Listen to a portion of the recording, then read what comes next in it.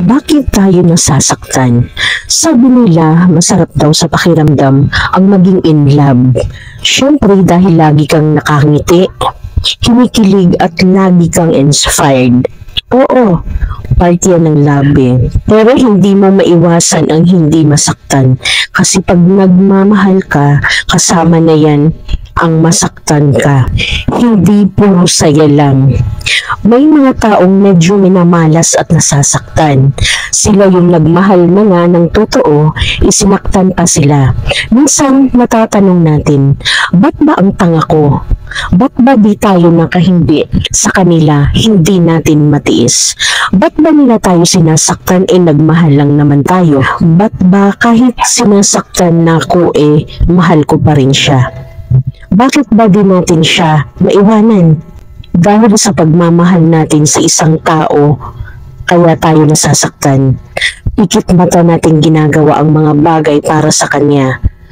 Yung halos kahit durog na yung puso natin, sobrang sakit. Halos mamamanhid na tayo, konting iyak lang mapapatawad na natin sila. Wala mahal natin, pero nakakapagod din pala. Nakakapagod magpakatanga, nakakapagod masaktan pa ng paulit-ulit. Actually, nakakasawa na nga, paulit-ulit na lang pero hindi pa tayo nadadala. Ba't pati natin siya maiwan? Ang tanong natin. Pero alam natin, isa lang ang sagot niyan.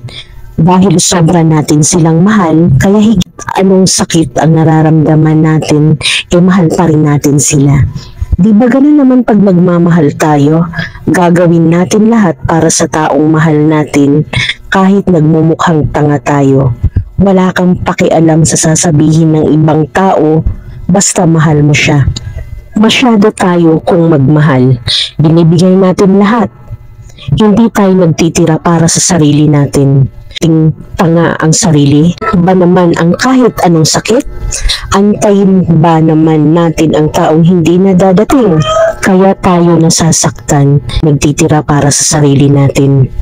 Dapat pag nagmamahal tayo, yung sakto lang, hindi yung sobra. Dapat magtira tayo para sa sarili. Para kung sakaling iwanan nila tayo, hindi tayo masasaktan ng sobra sa huli. Kasi lagi tayong umaasa sa mga bagay na walang kasiguraduhan. Naghihintay sa isang nakaraan na hindi na pwedeng balikan. Nagmamahal ng taong hindi tayo kayang panindigan.